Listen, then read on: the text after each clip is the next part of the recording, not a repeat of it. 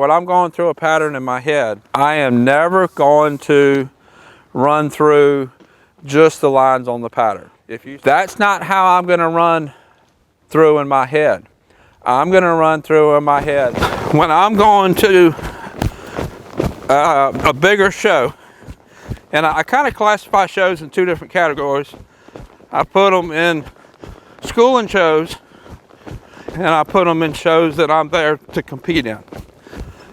So let's say that I'm going to a show, or I'm bringing students to a show that we're going to compete. Sometimes we'll put in a class, be at that show and show in a practice class, but in general, we're going to that kind of show to compete, to be competitive. I am going to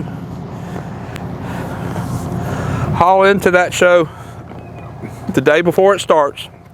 Most of them start on a Saturday. I'm going to haul in on Saturday. I do my best to be there by noon on Saturday. So if it's a Saturday show, I do my best to haul in the day before. So if it's a Saturday show, I'm going to haul in on Friday. Do my best to be there by noon on Friday. What I want to do, I want to get my horse, if I get there around noon, I'm going to get my horse and all settled in a stall. I'm going to take me a short break after I do that. Might run to the store and get a drink. You just about always have to go to a store and get something. So I'll take a break, run to the store, and then by 3 o'clock, I want to be on that horse. I want to ride the horse in the arena where we're going to show, if possible. That's not always possible, but if possible, I'm going to ride that horse in the arena where we're going to show. I'm going to do the whole routine, the whole practice there, just as if I was home. Whatever I would be working on at home, that's what I'm going to work on there. While I'm working on that, I'm going to be aware of any places in the arena that my horse is either worried about or draws to, because that's going to affect my pattern. And then I'll address that while I'm riding that routine. I'm not going to vary what I do, but I might vary where in the arena I do it depending on how my horse is acting in the arena. By the time I get off of that horse on that ride, which should be roughly an hour, if I have like Hank, it's usually a little longer. It's usually about an hour and 20 minutes with him.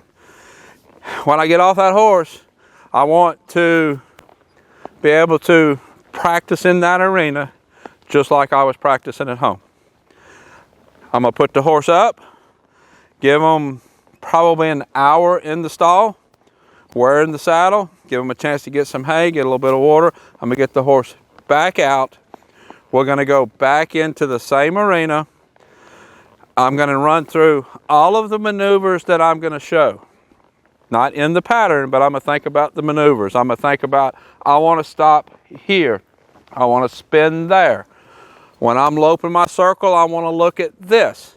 When I'm loping a rundown, I want to start my rundown there. If I'm doing a ranch riding pattern, I want to be this far off of the wall. I'm going to find all my marks in that arena the second time I get on. Sometimes I have some of those marks the first time. I'm going to have all of them the second time. And I'm going to do little pieces here and there. If my pattern calls for me to extend the trot down this long fence right here, I might do that extended trot with my horse and make sure that we get what I'm looking for. I'm going to do little pieces of the pattern. I'm going to put the horse up, unsaddle it. That should take about 20 minutes. Unsaddle it, rinse the horse, bathe the horse, whatever the horse needs to be taken care of. By 6 o'clock, I'm going to go eat supper. I'm going to go eat supper. Then I'm going to come back and I'll put my horse down for the night.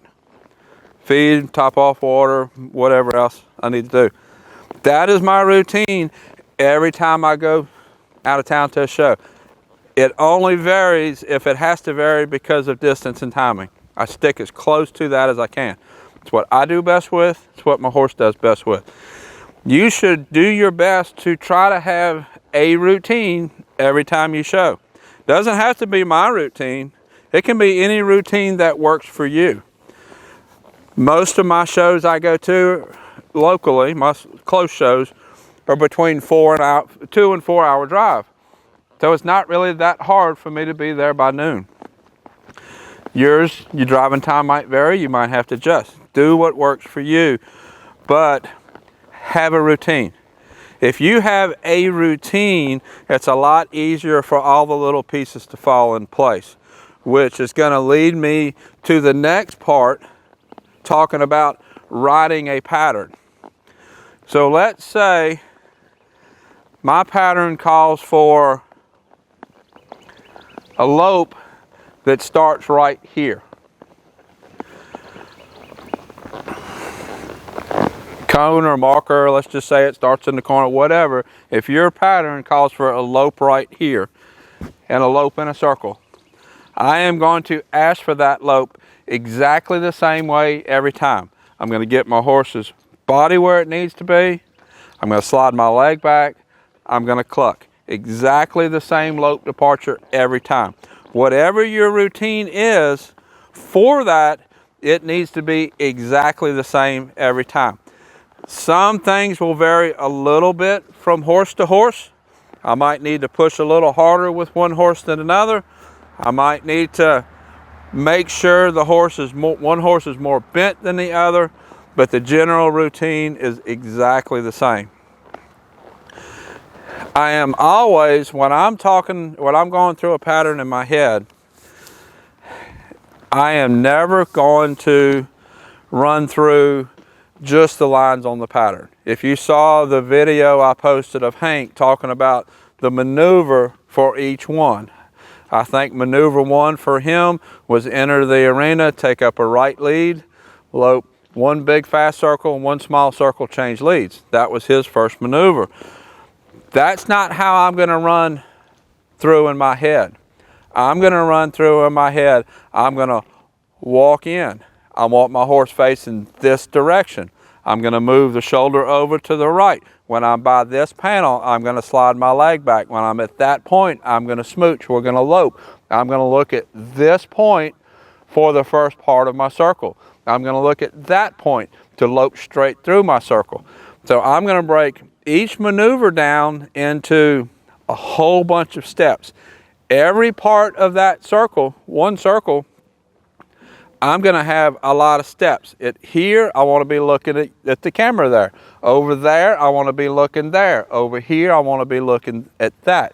When I'm at the end of the arena finding my rundown, let's talk about, I do a rundown exactly the same way every time. And it helps me. And if you saw me do the video on Hank when I was showing him, you might have spotted this or you might not have. When I'm coming around from my circle, let's say I'm loping a circle here and I'm going to do a rundown just past the center there. A rundown down that side. At this point, before I get to the gate, I'm going to look and draw me an imaginary line down where I want my rundown line to be. And remember, from my 20-minute second ride, I know I want to stop right there. I'll know exactly where I want to stop. So at this point, I'm drawing my line. I find my point here that I need to turn to get to there, to get to my stopping point I'm shooting for. At the gate, I'm going to sit back. When I get to this point, I'm going to lift and steer. Get my horse straight. As I start to drive, I start easing my hand down. When I get to the middle of the arena, my hand will be all the way down and my horse will be straight. See my hand slowly going down. I'm transferring steering to my leg. When I reach this middle cone, my hand is all the way down. I will not, now he's drifting off to the right. We're going to fix it since we're walking. When I'm showing, I will not pick my hand up past the middle cone. If he starts to drift, I'm past my mark. Whoa, I'll ask for the stop. I stop exactly the same way every time. I do that whole procedure exactly the same way every time. If you develop that with you,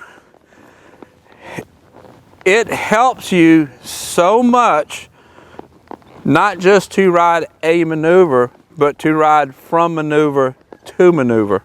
And your horse knows what to expect.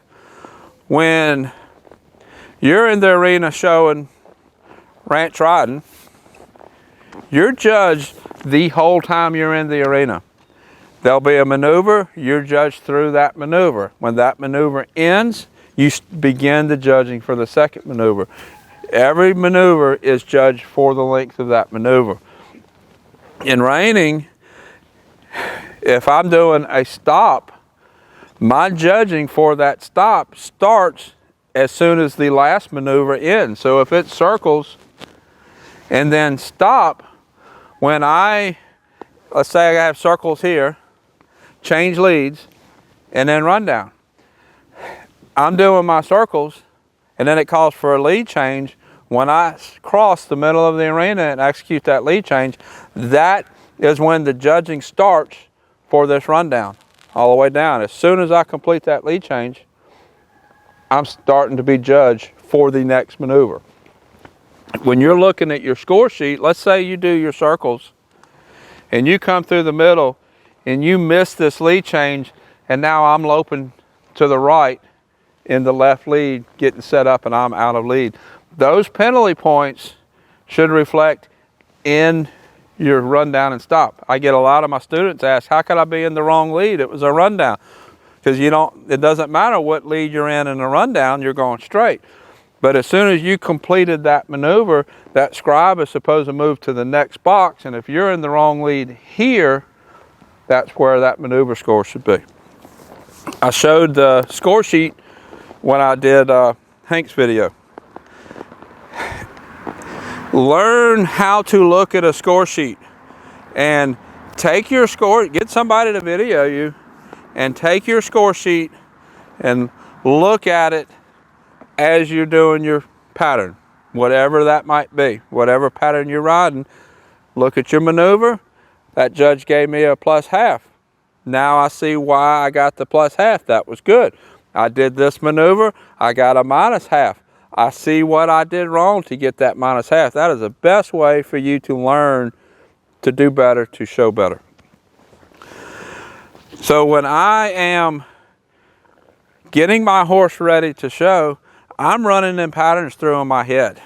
And I know at each point in the pattern what I want to look at.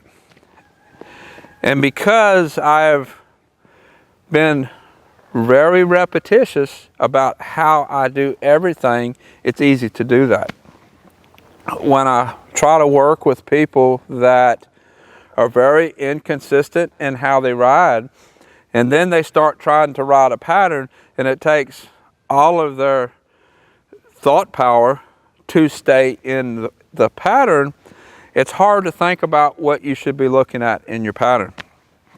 It is very stressful. It's very hard mentally. That's like spinning. You spin and you count to 3.5. It is amazing how many people overspin and do 4.5, and you think, what, you can't count to 3.5? That is the hardest thing to do, is just count to 3.5. Every time you ride, be consistent. Do it the exact same way every time. This is Bob. I'll put a link up here to his other videos. Until next time, thank you for watching.